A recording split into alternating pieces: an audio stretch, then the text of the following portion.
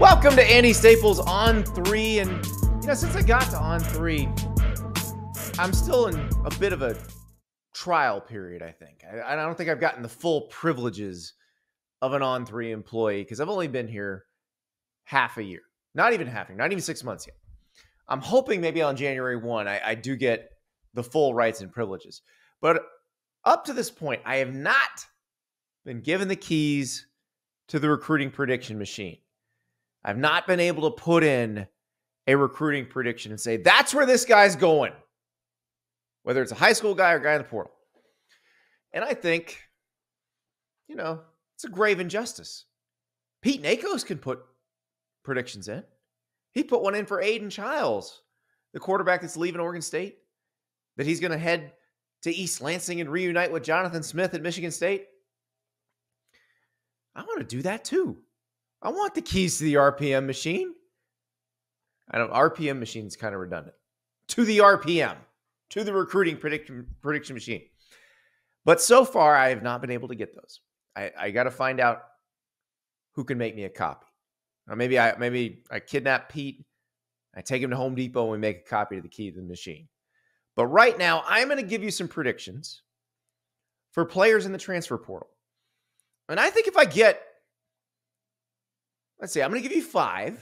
So if I get all 5 right, I feel like I should be granted instant access to the recruiting prediction machine. I think if I get 4 or 5 right, that I should get instant access. We will see. I will run this by the powers that be. But by all means, take notes here. See how I do. I have very high confidence in a few of these.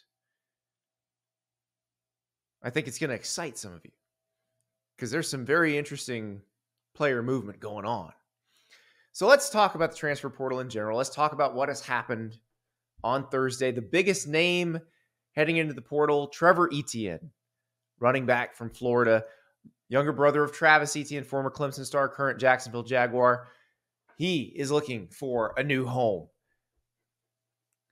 We've also got quite a few guys that are looking around, taking visits, that have been in the portal.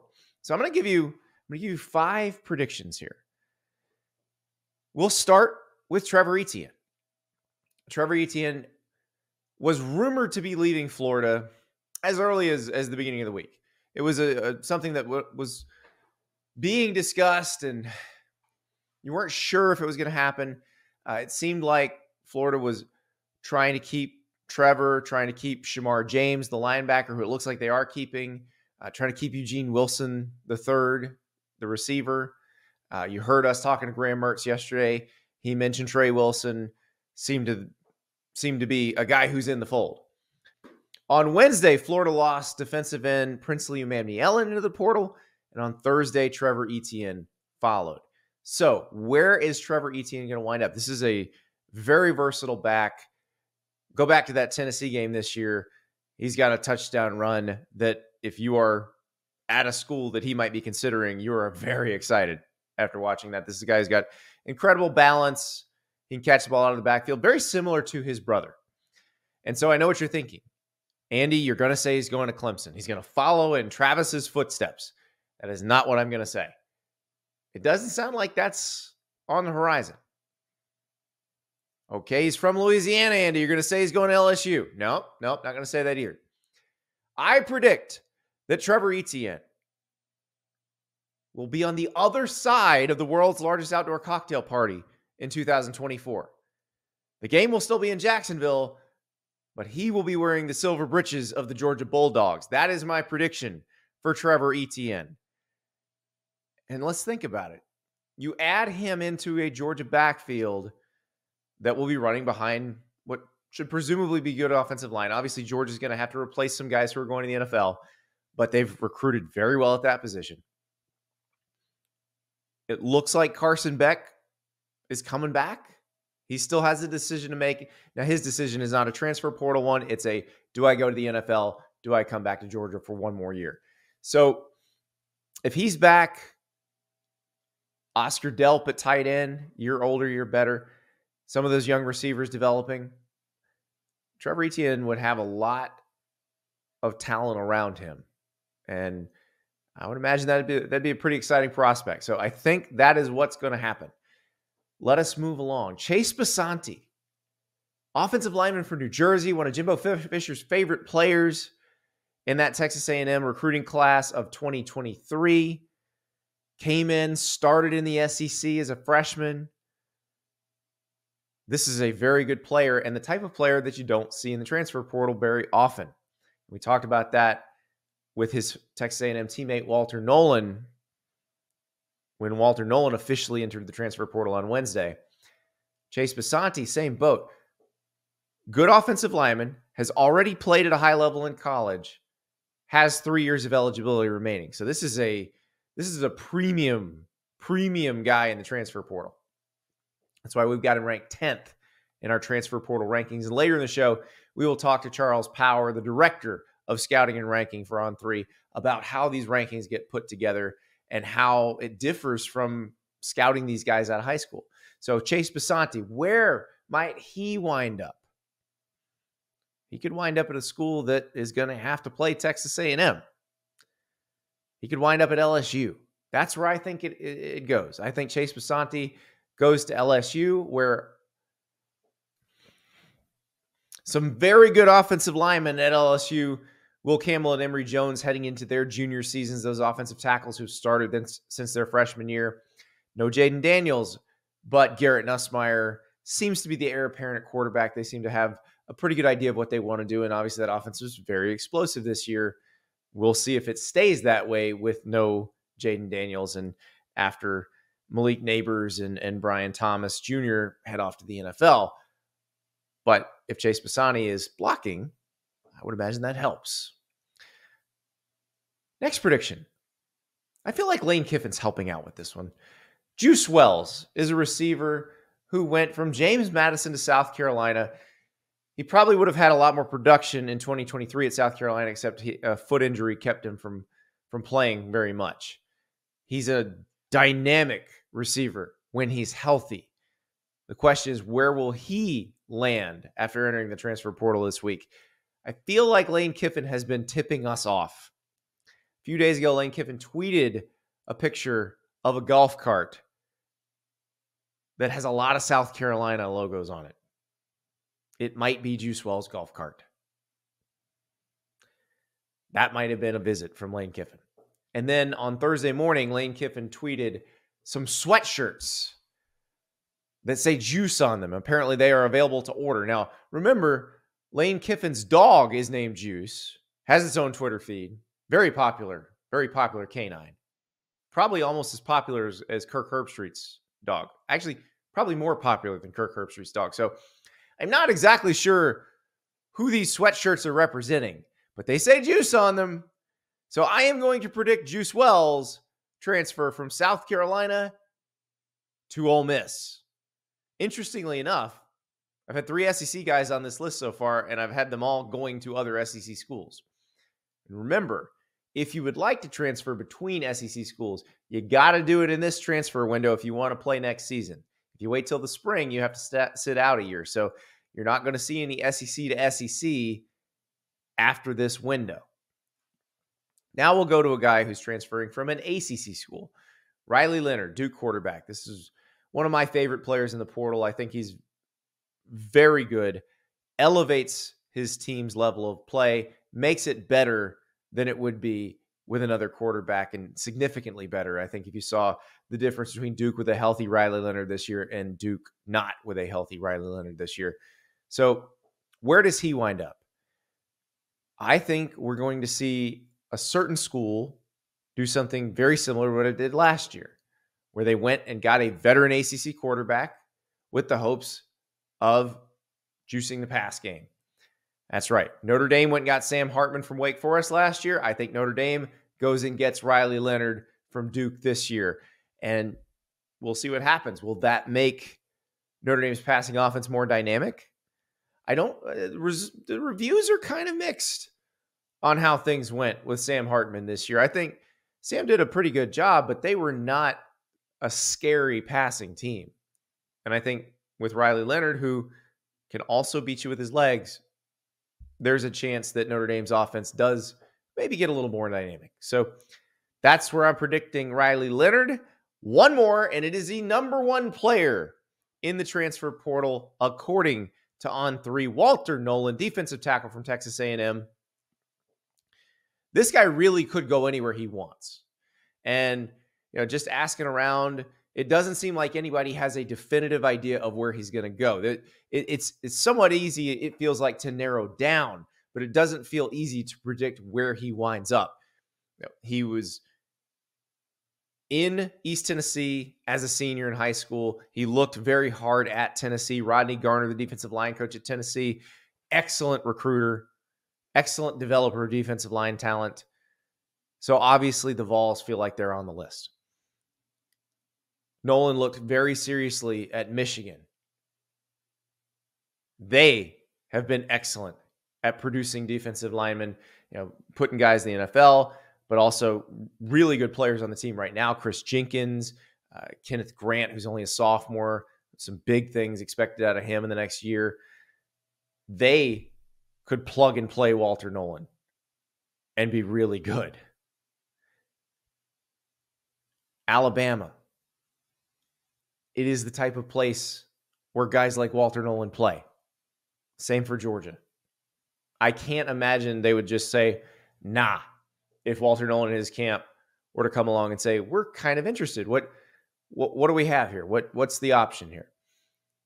I do think those would be two that Walter Nolen would look at and would consider seriously. So where does he go? This is the one. I feel very confident with the other four. That's why I said, if I get 4 or 5, give me the keys to the recruiting prediction machine.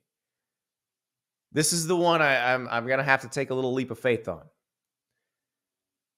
I think Walter Nolen will wind up a Michigan Wolverine. That would be a scary, scary interior defensive line. You put him and Kenneth Grant together, not something you'd want to block. Not something you really could block with most offensive lines. There's a few. Maybe if Chase Bisontis winds up at LSU, maybe that offensive line would be okay with that. But there will not be many offensive lines that would be able to block those two guys playing together. So we shall see what happens, but I think it is a very interesting transfer portal season that gets more and more intriguing by the day. More people going in. We're getting to see some of the people find their destinations, but I think we're still on the people going inside more than we are the people coming outside. Before we get to our first guest, Charles Power, which is just a great name, we got to talk about a little high school recruiting, because there was a commitment on Thursday that really was a surprise. And I think it helps us reframe our discussion about one of the more lightning rod coaches in college football. We've talked a lot about Deion Sanders in the last few weeks. Most of it has not been positive. You've got the panic decision to demote Sean Lewis and make Pat Shurmur the play caller toward the end of the season. Now, obviously, it worked out fine for Sean Lewis. He's now the head coach at San Diego State. But that felt like a panic move where Deion realizes, okay, my offensive line's not very good. How do I change the offense? And he did the thing that probably helped it the least. Probably got Shedeur Sanders hit more by taking away the coach who runs the offense that helps mask a bad offensive line, because it's about getting the ball and getting it out fast. He said at one point, if the linemen aren't good, we'll just go get other linemen. And our thought was, well, your recruiting class doesn't include a lot of really good linemen.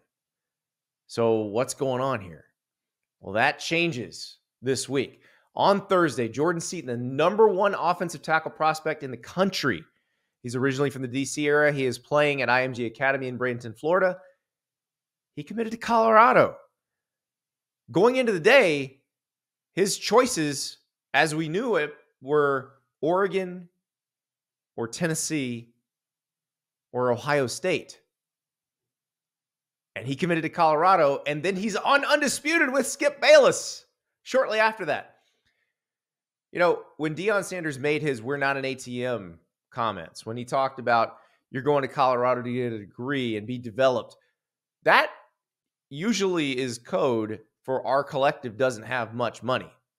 But the one thing Colorado can offer that is a little bit different is a platform, is exposure. And if there's a little bit of money in the NIL along with that, or if you're so good that exposure is going to make you more NIL money in the long run, then there is a chance that Colorado can get some of those better players. But we hadn't seen Deion do this since he flipped Travis Hunter. This was like flipping Travis Hunter to Jackson State, basically, because that was Hunter was the number one recruit in the country. Seton, number one offensive lineman, number 12 in the On3 rankings. This is a guy who can play right now, and this is a guy in a couple years who can be outstanding. 6'6", 295 pounds, moves really well, looks like a grown-ass man. And this is the type of player Colorado needed, because this type of player is really not available in the transfer portal. To get a guy like this who can become a really dominant offensive lineman, you kind of do have to get him out of high school. And the fact of the matter is they don't go to schools like Colorado very often. They tend to go to Alabama. They tend to go to Georgia. They tend to go to Ohio State. With Oregon and Tennessee's NIL efforts, those are schools that are going to be able to get guys like that more often. Oregon has shown with Josh Connerly that they can get a very highly touted offensive lineman and develop him. And he's going into his junior year next year, and he's going to be probably a top draft prospect. Colorado isn't in the mix for those. Most of the Big 12 schools, remember Colorado's a Big 12 school starting next year, most of them aren't in the mix for guys like that. So the fact that Deion got him is a really telling thing. And the whole orchestration of it, putting him on Undisputed, having him say Shedeur Sanders is going to get sacked a lot less now, that's a good recruiting tool, because it makes you wonder, does he have more of this in his back pocket? Are there guys who are committed to other schools currently that he may flip as we get closer to signing day? It's possible. If you can keep this a secret and then spring it on the world and make a big splash like this, it's entirely possible. And maybe they're using this to try to convince some other guys to join in, be they high school players or out of the portal. But my confidence in Deion's master plan had been waning quite a bit, because, again, I was not sure how he was going to get offensive linemen and defensive linemen that are going to get them where they need to be in a league that next year is going to also include Utah and Arizona, and TCU probably due for a bounce back. Baylor always has good players. Kansas State's always good. Oklahoma State is always good. It's not going to be easy in the new Big 12. But if they can get guys like Jordan Seton, that changes the dynamics. You get a few more of those, and you can be very competitive in the Big 12. Very, very competitive. So, apologies to Deion Sanders for doubting you. I was almost out, but now, if you got a few more of these up your sleeve, might be right back in.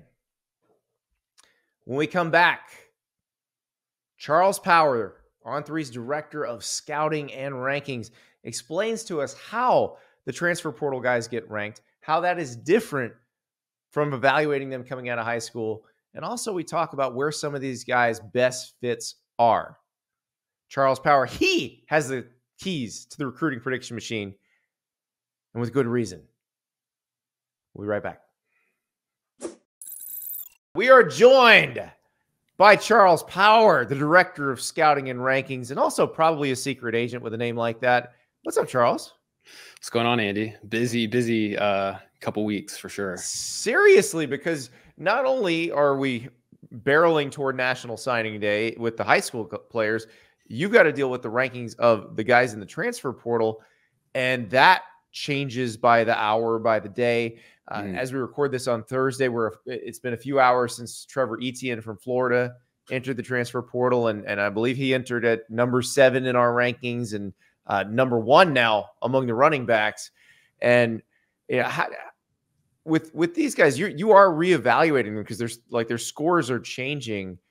How does that work for you in terms of, like, Trevor Etienne was a big time recruit. He was a guy you evaluated quite a bit in high school.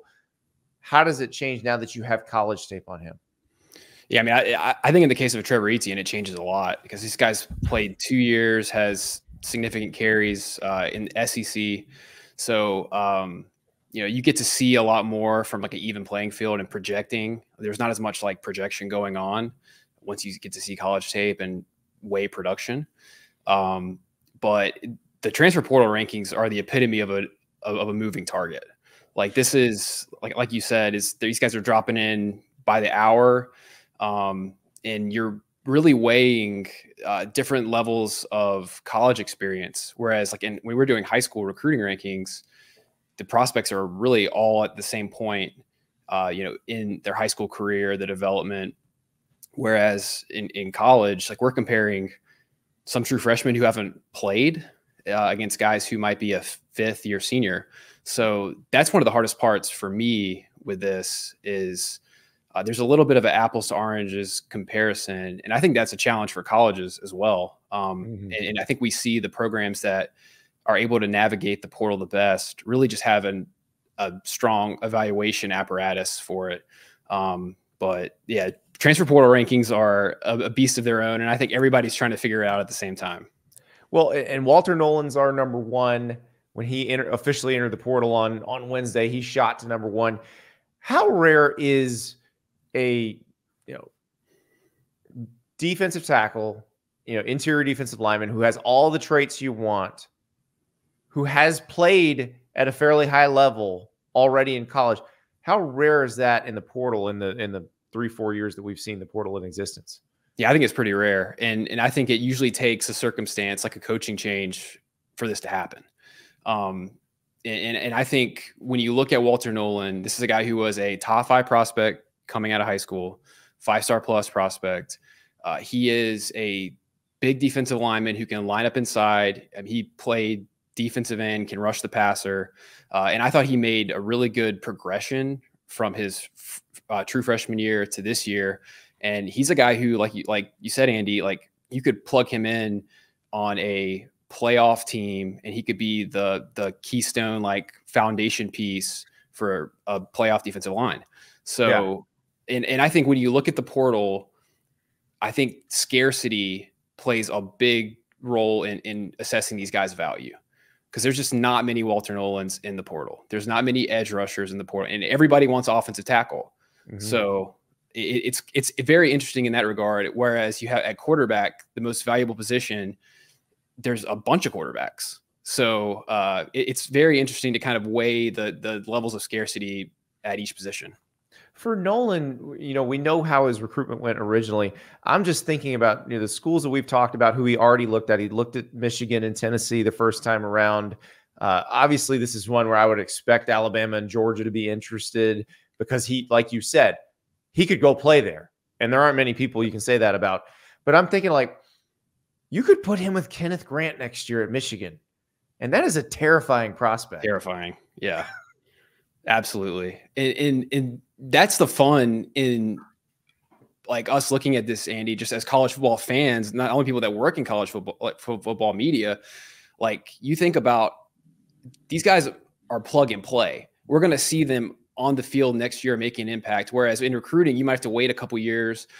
This is like kind of instant gratification from a college football perspective. Like, I'm thinking about if you look at like Pete Nakos's reporting on Dylan Gabriel and Oregon, like, it's very easy to envision Dylan Gabriel in Oregon's offense next year. So I think it's fun just from kind of a roster building, football test case, like just fantasy scenario to see how these guys shake out in all the different spots. And it seems like most teams now are wading into the portal. Like, we had teams that maybe might have been slower to it, but now it's everybody. So it's kind of all hands on deck, open race for these guys. So our number 2 right now is Cam Ward. He's the number 1 ranked quarterback. Came from Washington State. Originally came from Incarnate Word. He was a guy who as a high school player in Texas. I believe his team ran the wing T, or it was either wing T or triple option. It was one of those. And, Eric Morris gets him at Incarnate Word. When Eric Morris gets the OC job at Washington State, Cam Ward follows. Now Cam Ward is coming out of his junior year. Everybody wants him. What is it about this guy from a physical standpoint that makes him so sought after?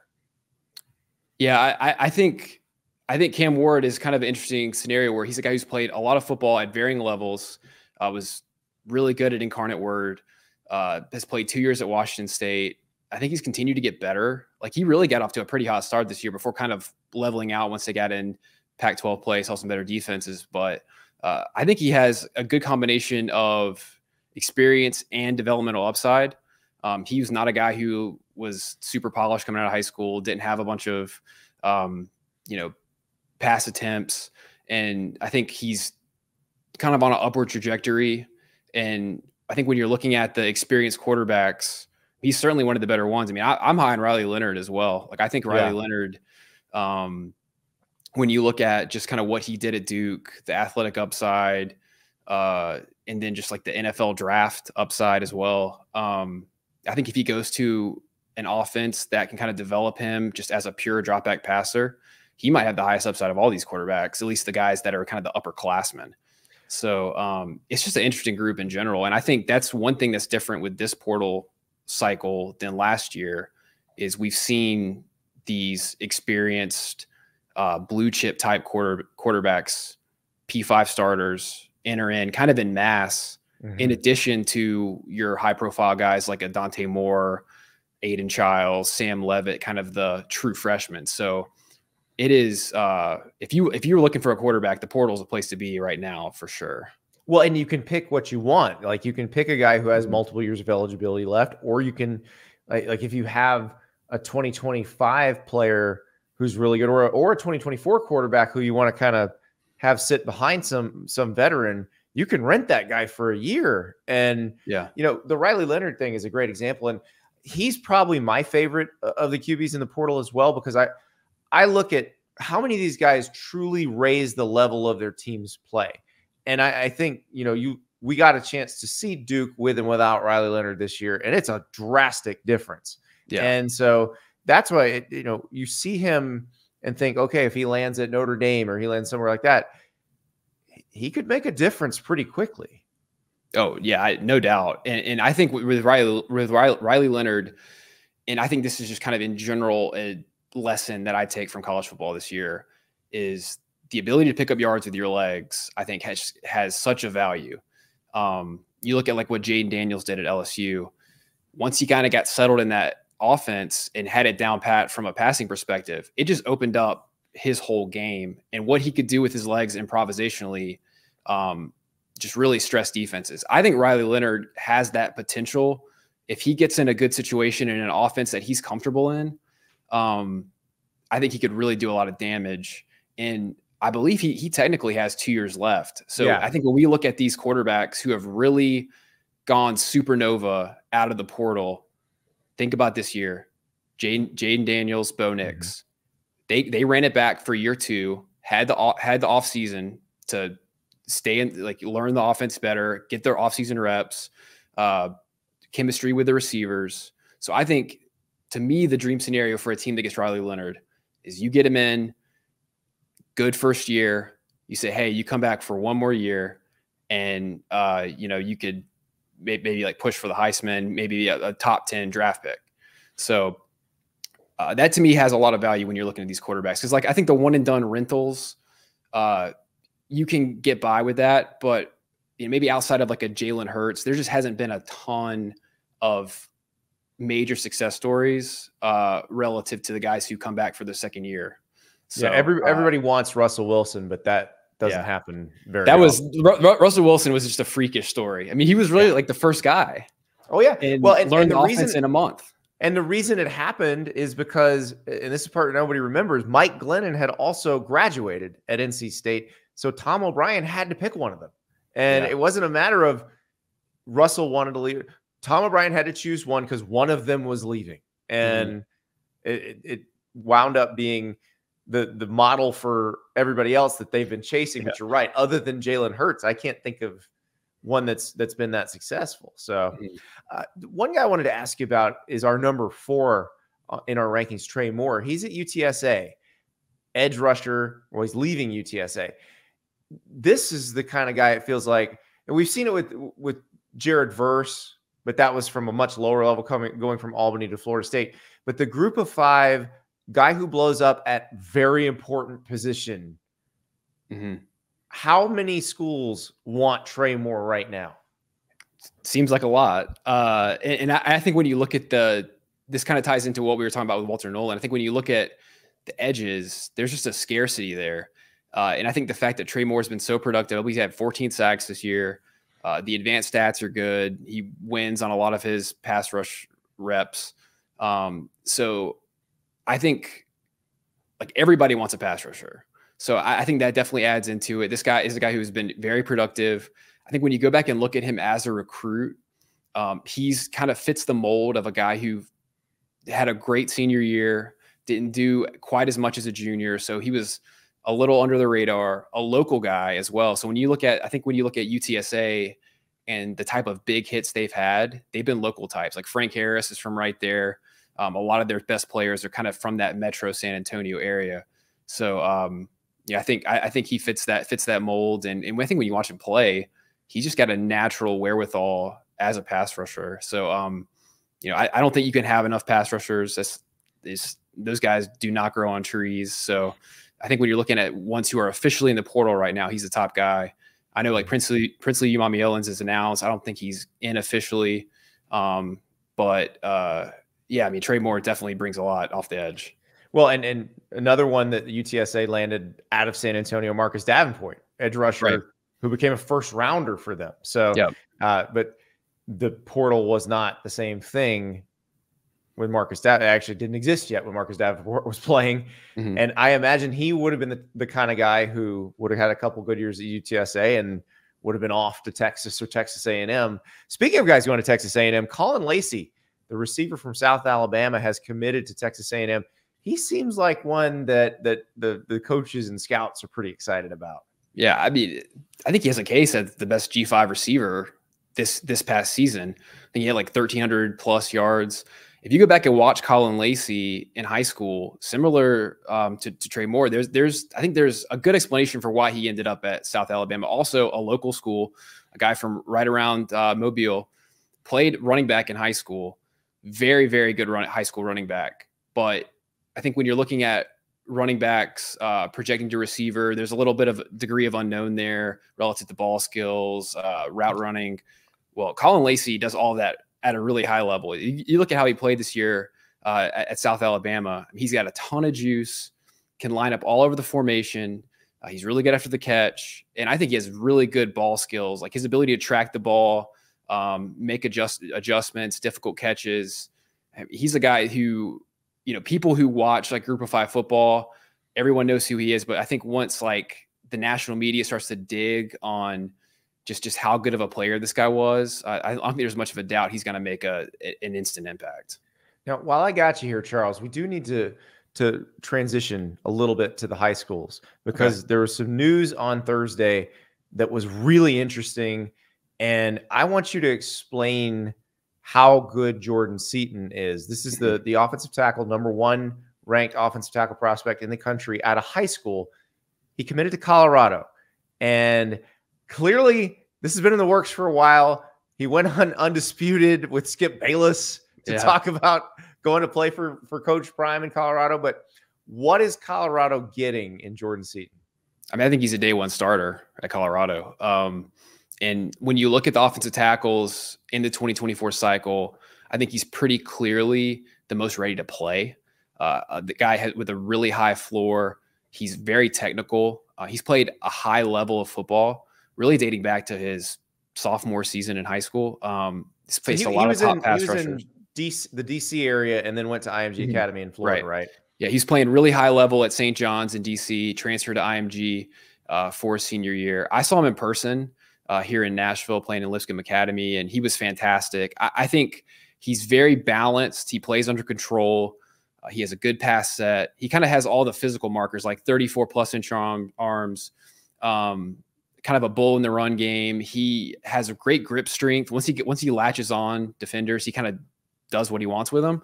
And just really good vision. Like, I think when you look at these top offensive tackles in high school, sometimes like they can miss a free runner, miss a blitzer. He like knows exactly what's going on. So he's playing at a really high level.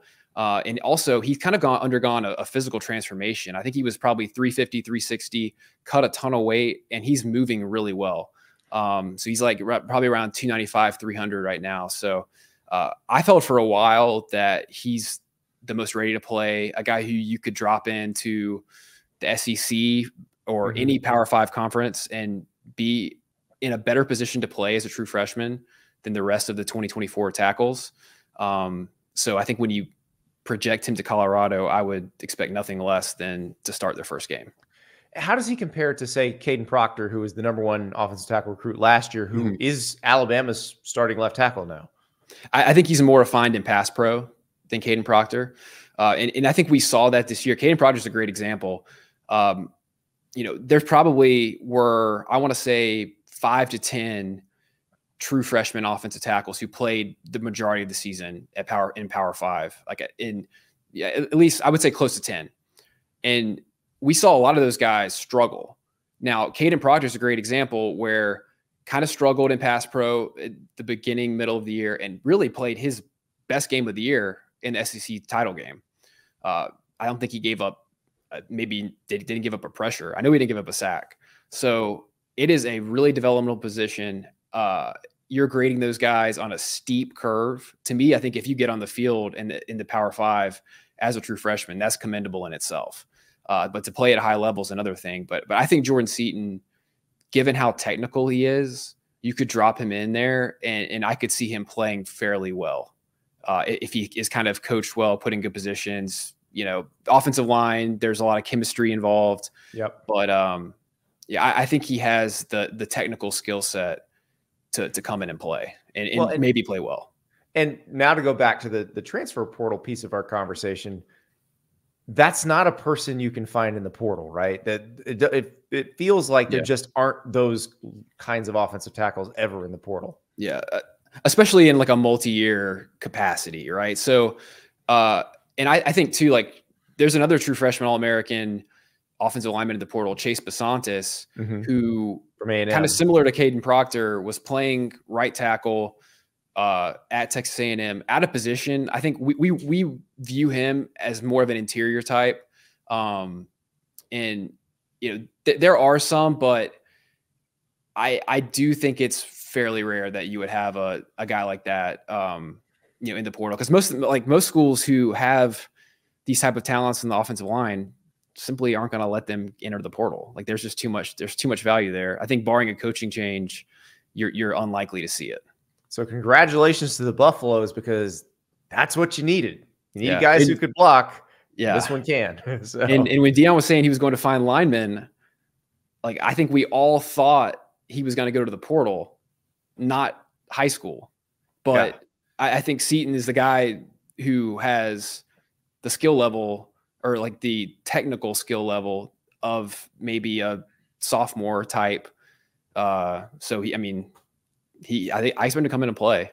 Yeah. And in the Big 12, which is not like Caden Proctor got thrown into the SEC, the Big 12 is not easy. There are going to be some monsters that he's got to play against, but I don't know that the learning curve is as steep as it was for Proctor this year. Yeah. So that is a huge get for Colorado. Charles, thank you so much. And we will be in touch quite a bit over the next few weeks. Sounds good. That is Charles Power.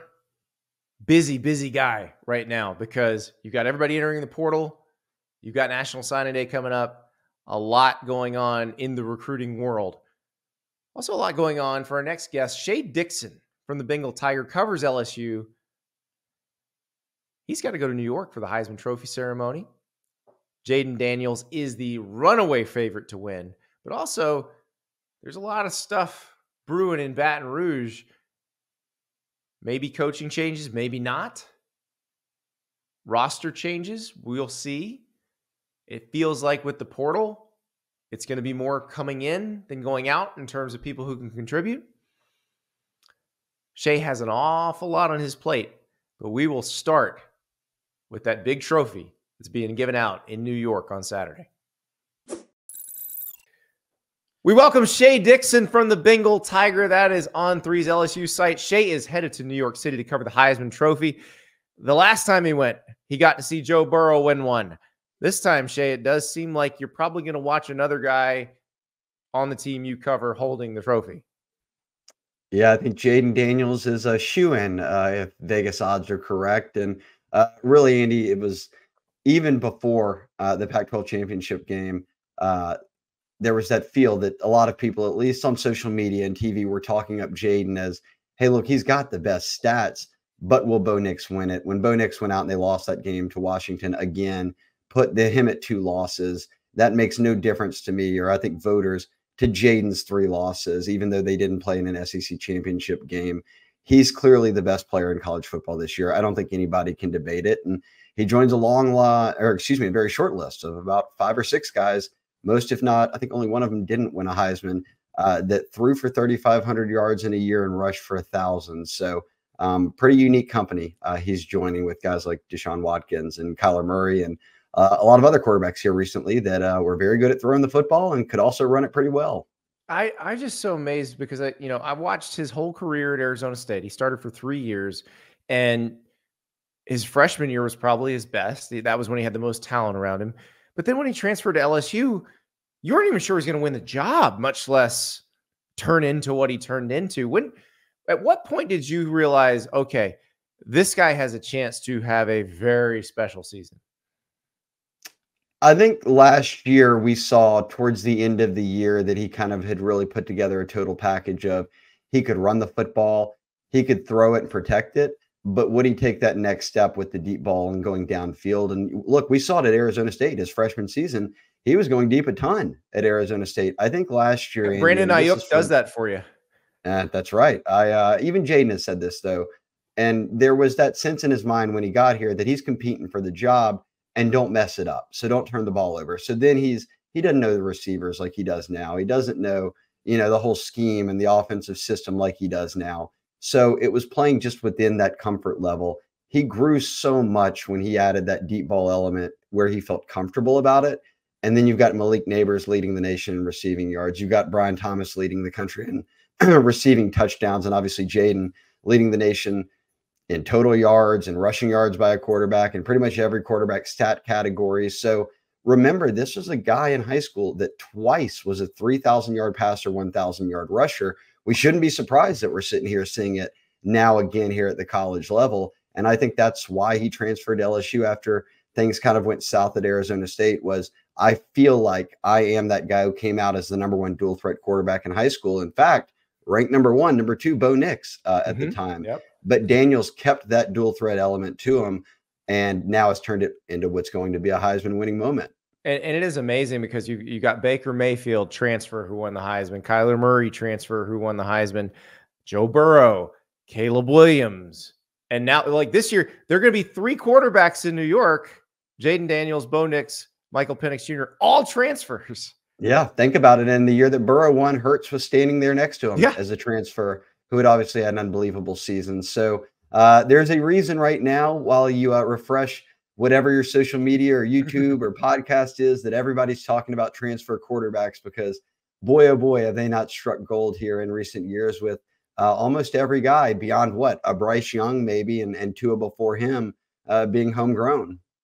Yeah, it is. It's interesting because you've got to kind of plant the quarterback in the right soil, and sometimes they're not in the right soil to start with. Sometimes it takes, Jaden Daniels going from Tempe to Baton Rouge, or Michael Penix Jr. going from Bloomington to Seattle, and it is pretty amazing.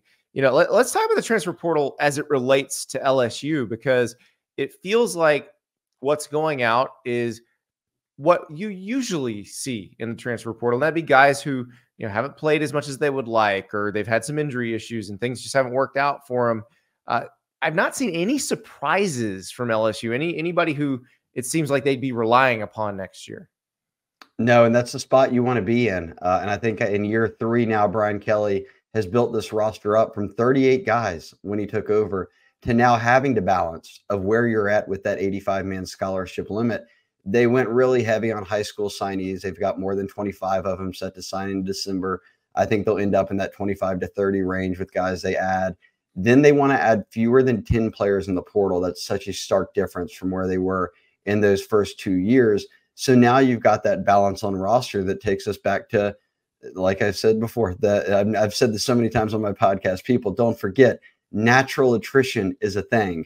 Before the transfer portal, 10 guys left of school every year. You can't. You're just going to McNeese instead of being able to go to another SEC school. Right. It's no different now than it was then, except you can transfer to it. You don't have to ask permission to go to an SEC school, and you don't have to sit out if you've never transferred. So yes, you'd expect those numbers to go up, but if you're in a program like LSU, verge of winning back-to-back 10-win seasons, you've rebuilt the roster. Now you're finally in a spot where you're not hemorrhaging players that you say left and right, man, we needed that guy. It's, hey, these are guys looking for playing time, whether it's earlier in their career, back end of their career, whatever it might be. They feel buried on the depth chart, and that's natural. That's fine. That's what the portal in large part should be for. So LSU fans, fingers crossed, I think they can get through these 30 days without looking up and saying, hey, we lost guys that we were relying on. And the other piece of that, you said, bring in fewer than 10. How many of those are DBs that will come in from the portal? LSU fans want me to say all 10 of them, right? Look, they took 4 transfer corners last year, and by the 2 months into the season, none of the 4 were playing anymore. When they played Alabama, 2 of them injured, and 2 of them in Denver Harris and Deuce Chestnut were suspended. And Brian Kelly's talked about that. He said, we're going to be so much more pointed in who we take, the position we take, how good we feel about them making an impact on our team, because they had room before to just swing for the fences. They were taking above 15 transfers in both years that Brian Kelly had been here. Now it's very clear, let's go after a corner or 2. I think a safety is going to be a big need for them. I think they get 1 or 2 safeties. D-line is one where I could see them adding 1 or 2. But other than that, it would just be filling little position, holes where you say, hey, maybe let's add another receiver because we're losing Malik Neighbors and Brian Thomas, or, whatever it might be, to where you have depth, but you just want to add a little bit more high-end talent to the room.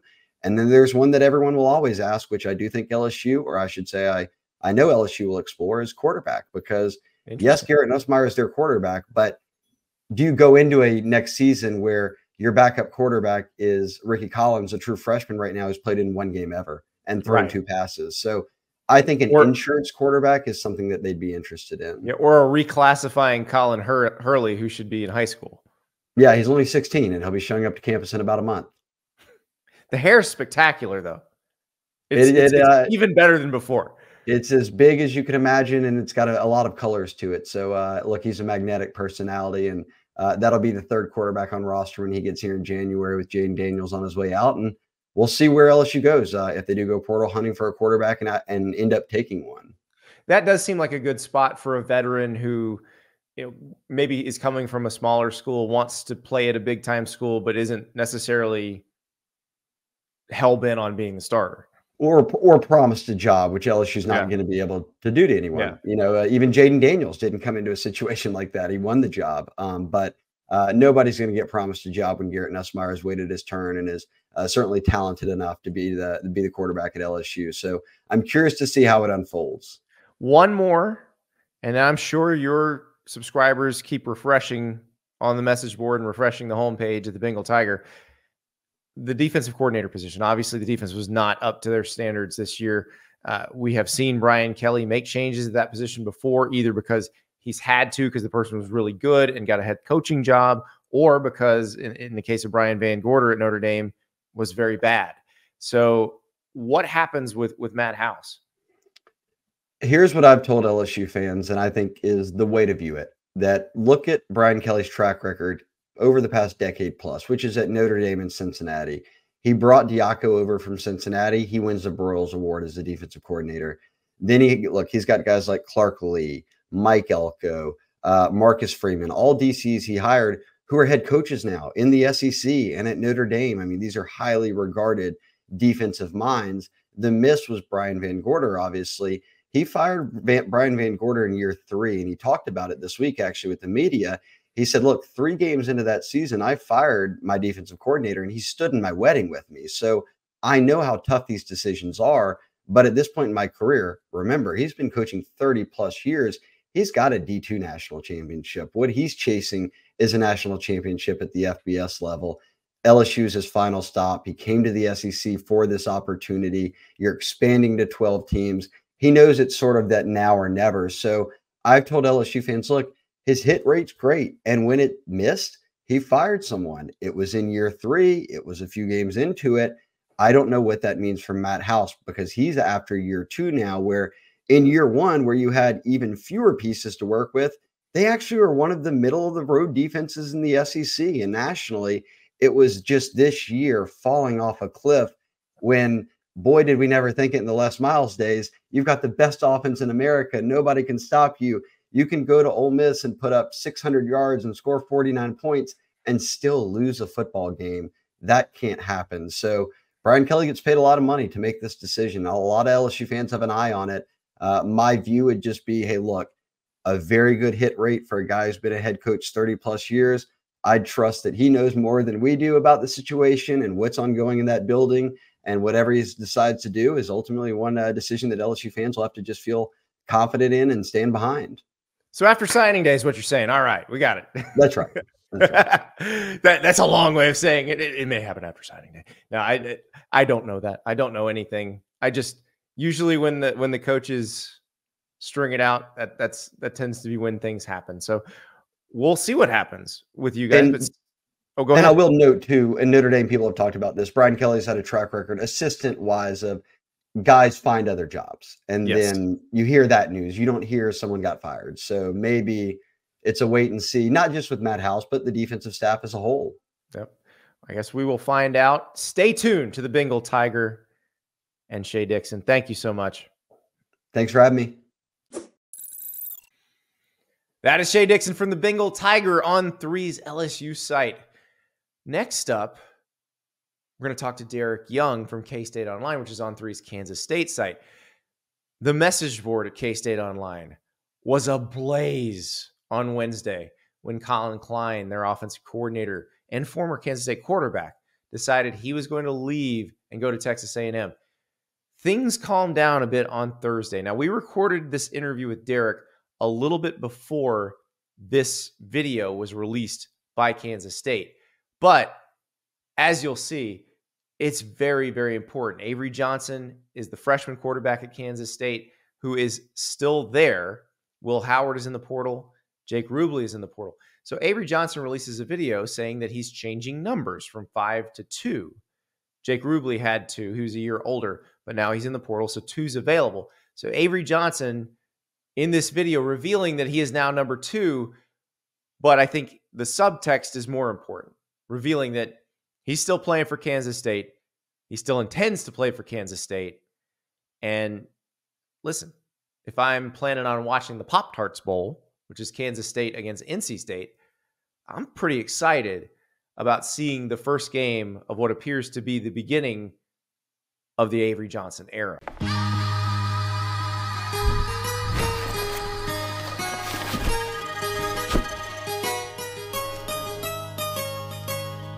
For me, it's never been just a number. It's a mentality, an attitude. It's a tradition. And although my number changed, our mission hasn't.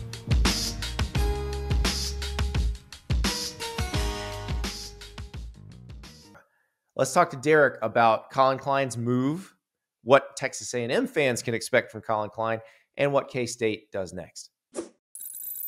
Joined now by Derek Young of K-State Online.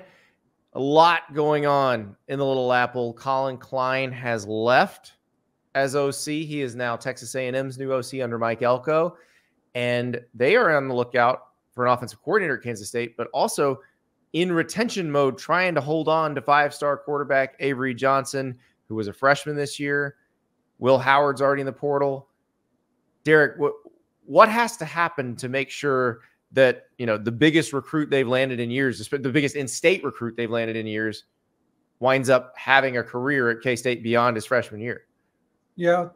And people are melting down because Colin Klein, he's the Kansas State hero that's leaving. And it's not a great time of the year to not have an offensive coordinator because the portal is open, your guys can enter, and it's hard to recruit it if you don't have the right guy in the right spot. So it's something that has to happen pretty quickly, and they probably have to have a hire that Johnson wants to play for as well. So you got to keep that in mind, because even losing Colin Klein, I will consider it still a success if you hang on to Avery Johnson, because it's tough to hang on your coordinator if he's being poached by Texas A&M.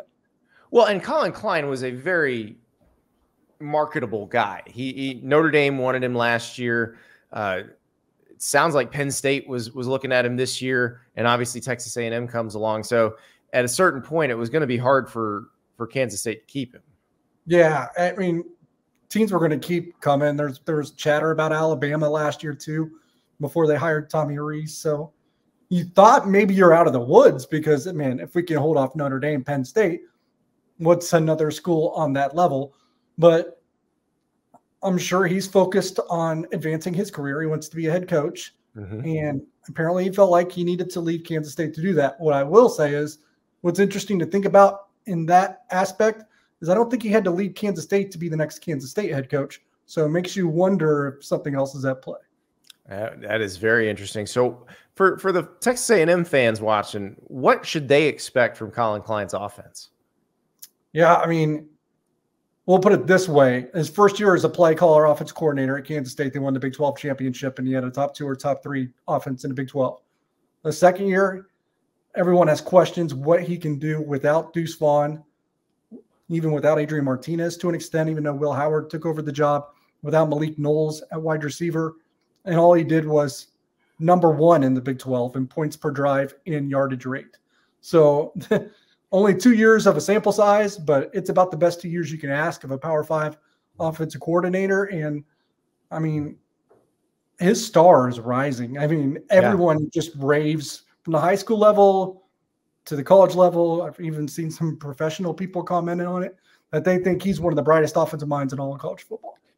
Well, and he was a great quarterback back in the day, and one of those guys that it felt like was in command at all times. So it'll be interesting to see him in Aggie land. But now we move on to Manhattan, where Will Howard decided to enter the transfer portal. Now it sounds like he's still trying to make an NFL decision as well, but he's not coming back to Kansas State. And that felt like it. I talked to the guys at Sooner Scoop the other day about the Dylan Gabriel situation, where he's leaving Oklahoma, and Jackson Arnold obviously is going to be the starter now. He was a 5-star freshman this year. This feels very similar, where you kind of have to make that choice between Will Howard and Avery Johnson. Yeah, and it wasn't another year of both of them wasn't going to be tenable. It just wasn't going to work. You couldn't pull that off. You basically had to pick one, and they picked the right one. Now they have to hold on to him as they go on this next month or hopefully not a month long, without an offensive coordinator. But no, they made the right call. Will Howard probably made the right call, because even if he wanted to stay, did he want to look over his shoulder another year? I'm sure he didn't. And everything that I hear, look, everyone knows he has a lot of interest, and maybe he gets blown away and takes one of those college opportunities, but I think he's leaning towards the NFL. Yeah, and he's definitely done about all he can do at the college level. I mean, he's led his team to a Big 12 title, or maybe if he were to go to a national title contender that has an opening. I guess there's one in Columbus, Ohio, but so we'll see what happens to Will Howard. But Avery Johnson is an interesting one to me, because he is.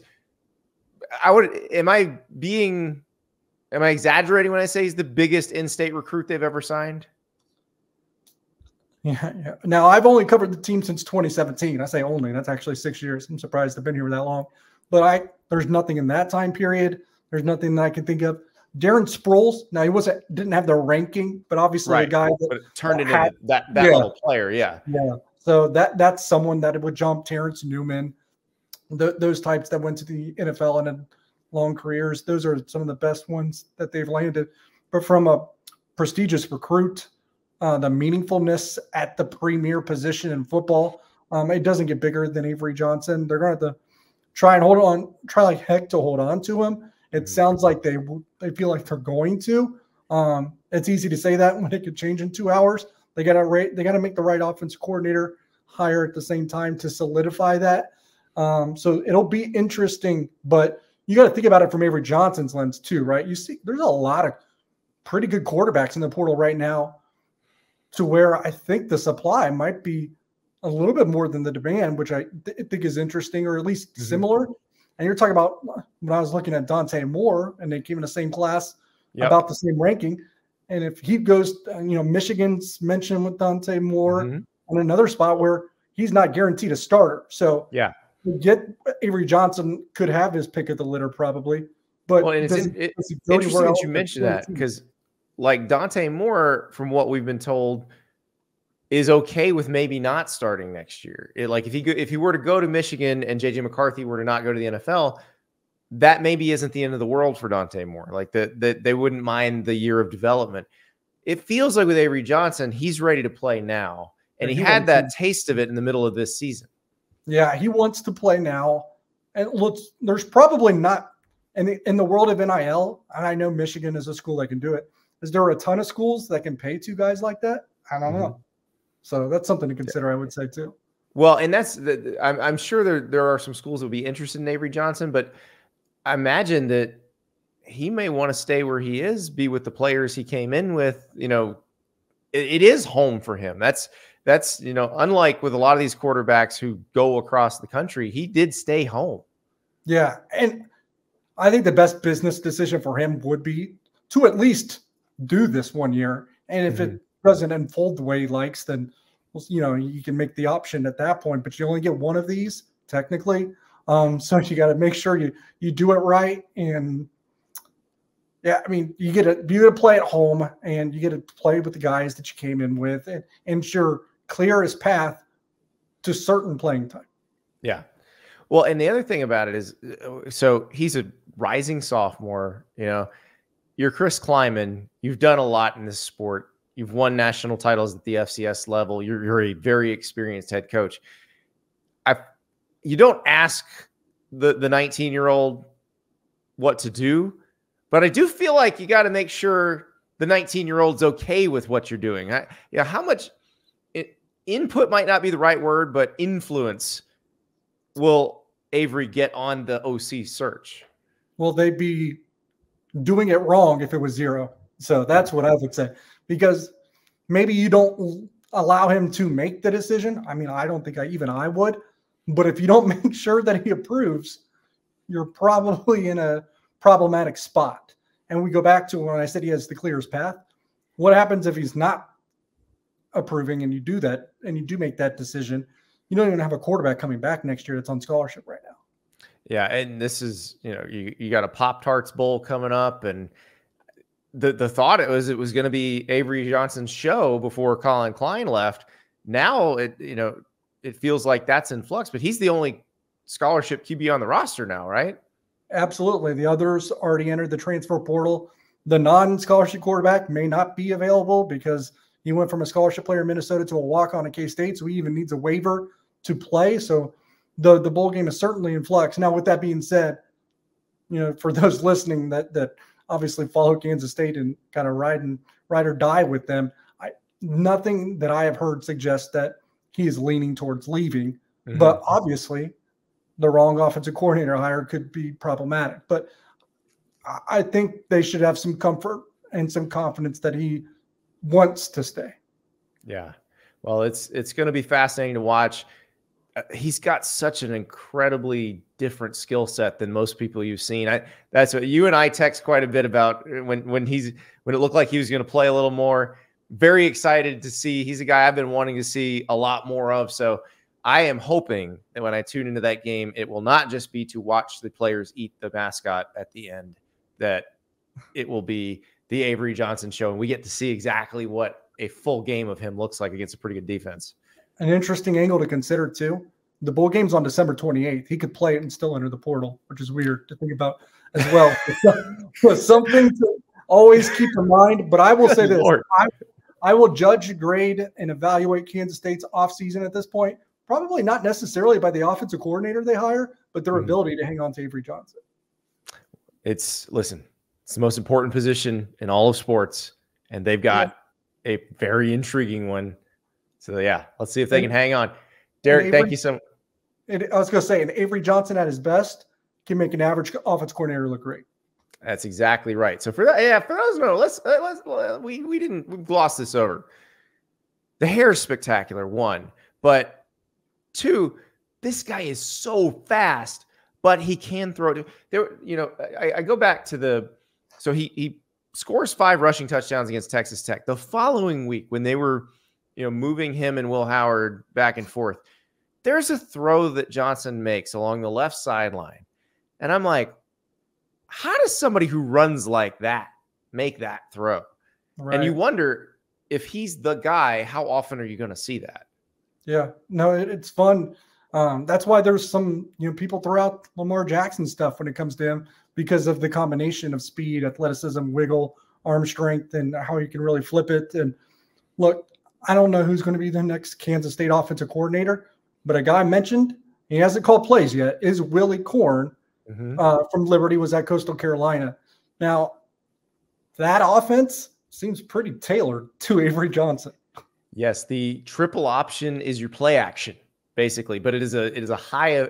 If you're the right quarterback, it's you become a very high efficiency passer, and it's not like the traditional option offense where you're throwing 9 times a game and only on 3rd and long. Like that, if you look at Grayson McCall's numbers when he played at Coastal, or when he was at Coastal and Jamie Chadwell was still there, he was a ruthlessly efficient quarterback. And then Caden Salter this year, same thing. So that would be very interesting if that offense found its way to Manhattan. Yeah, it sounds like it's him, Connor Riley. Those are 2 of the candidates being mentioned. Well, let's wait and see. That's going to be very, very fun to watch. Derek, thank you so much. Thank you. That is Derek Young. A lot going on in Manhattan, Kansas. Also a lot going on in Gainesville, Florida. We opened the show talking about Trevor Etienne entering the transfer portal. It's an exodus from Florida.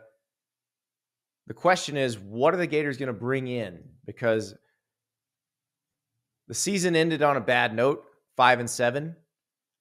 What happens next as some pretty good players have entered the transfer portal? We're joined by Nick Delatorre of Gators Online. We welcome Nick Delatorre of Gators Online. And Nick, it's been a day at the University of Florida. Trevor Etienne, running back, brother of Travis, sophomore, member of Billy Napier's initial recruiting class at Florida, is in the portal. And you sent out a tweet after that came out that was rather eye-opening. And it's something that I even as I'd watched the Florida players go into the portal, I don't think I realized that half of Billy Napier's first recruiting class at Florida is now in the transfer portal. Yeah, a lot of fans, mixed reviews on that one, Andy. A lot of fans pointing out to me that happens a lot with bump classes, and a lot of fans using that as just more kerosene to throw on the fire that they've already lit on the program. To me, it's when you look at that list, okay, 50% is eye-opening. It's pretty shocking. When I look at it, like Kamari Wilson was a 5-star. He was the jewel of the class. Chris McClellan was playing a ton. Trevor Etienne and Caleb Douglas were starters. Outside of that, you're not losing a ton. I think it's really just the number. And what Florida is doing right now, or failing to do, I think, is winning the battle of perception. And the perception is you're 11-14, and look at all these guys who bought in initially, jumping off the Titanic, as they see an iceberg coming at them. Well, and the thing I keep coming back to is what the party line from Florida has been throughout all this is just wait until Billy Napier gets his guys in. Something like that blasts a little bit of a hole in that line of thinking. Yeah, and the issue that I find is Florida was young in 2023. You can't spin that any other way. They were. It is a valid excuse, albeit an excuse. I don't think Florida fans are going to care to hear that they're young in 2024. And if you have this kind of attrition and this kind of, and it's happening everywhere, guys going in the transfer portal, but if you're losing your guys that are supposed to be your juniors now, your first class are supposed to be juniors, and well, shoot, we're going to be young again. I don't know that fans are ready to hear that or will accept that as an excuse in 2024. Well, and the other part of it, I think that frustrates people is you look at Brian Kelly hired the same year, won the SEC West his first year. They weren't as good this year, but they're going to have a guy win the Heisman. So it is there are these things that just continually frustrate this fan base. But what can Florida do at this point? I saw that Eugene Wilson III, Trey Wilson, who is their star freshman receiver, retweeted a graphic about who earned all freshman honors and said, just getting started in the swamp. So that is his way of saying, I think, hey, I ain't going anywhere. Mm-hmm. I mean, my goodness, I might have hit the beat writer transfer portal this week if Trey Wilson would have tweeted something about like, does someone know where compliance is on campus instead of just getting started. I got to give him a little something. Yeah. There is a young nucleus. I think the 2023 class had a bunch of guys: Kelby Collins, TJ Searcy, Jordan Castell. Nobody played more snaps on defense than Jordan Castell, and just as a freshman safety. There is a young nucleus, and those guys will be young on paper, but a lot of them have played a bunch of snaps. So it'll be interesting to me to see. Florida, I think, really needs to hit the portal hard. We're seeing guys already land at places, and Florida hasn't even hosted anybody yet. So we saw them work slowly last year in the portal and thought, okay, well, you've gotten some good guys, but Florida's going to need some veterans, specifically on the offensive and defensive lines, to help them immediately in 24. Well, and that's the interesting thing too, because one thing Billy Napier's always said is that this process takes time. He has advertised that his evaluation process is not the fastest. That's fine in a world in which these transfer rules don't exist, which was the world 4 years ago, but it's not the world now. And it feels like they're going to have to speed that up. And you're right. I did a segment at the beginning of the show where I predicted where people might go. I had 4 guys leaving SEC schools. I had 3 of them I was predicting to other SEC schools. Florida's not one of them and not in the mix for any of them. And the big one is, we talked about it on Monday on you and JD's live show. Florida needs offensive line help, specifically offensive tackle. And you're getting a couple guys, some guys from A&M go in, and there just needs to be more urgency. Like Florida's process is, I think, always going to, or Billy Napier's process is always going to make that spring portal kind of a wash because everything is, crammed in and super fast in the spring. I just don't see the urgency, and maybe it's just the way that Florida works. Maybe when Florida talks to these guys in the transfer portal, they're saying, please don't report your offers. We had a crazy booster in Miami who kept throwing more money at everyone that we offered, and hey, don't report your visits because we want to keep that quiet. But I think it would behoove Florida to maybe move less quietly in the transfer portal, and maybe some of these fans would put their pitchforks down. Well, and Jordan Seaton was a guy that DJ Lagway, who's the quarterback who's committed to sign with Florida in a couple of weeks. He was trying to work hard on Jordan Seaton, who's the number 1 offensive line prospect in the country. That's the sort of thing, the sort of player that Florida is now going after and getting some traction with some of these guys. That's one thing Billy Napier's brought that wasn't there before him. But Jordan Seaton's off to Colorado. And Florida wasn't in the list of finalists or the list of semifinalists. Yeah, I think Florida gave it a run, got an official visit. I don't think we hadn't even really written about Jordan Seaton. I know fans kept asking about him, but I don't think Florida was, what do they say in politics, Andy? Like an also ran. I don't even think Jordan Seaton, I don't think Florida's really an also ran there. And I don't know how much a freshman would play. But that's the kind of guy, when I talk about the battles that Florida needs to win, that's LJ McCray. That's a guy that Georgia really wanted, and you got him. A guy like Jordan Seaton, even if you have to take some lumps in his freshman year, that's a guy that probably starts 3 years and it gets drafted in the first round. And we look at the transfer portal. You and I both said it's Dollar General for offensive linemen. It's not Neiman Marcus. Chase Bisontis is a guy who can start in the SEC. We know that. We saw that at Texas A&M. But I don't have the keys to the RPM yet. I don't get to do that quite yet. But I think he's going to LSU. So not Florida. But that's the type of person in the portal. If such a person pops in the portal, you gotta jump on. Now, the other thing you were mentioning with this portal versus the spring portal, the other part of this is you can't take an SEC player out of the spring portal because of the way the SEC rules work. You got to take somebody who was in this portal window.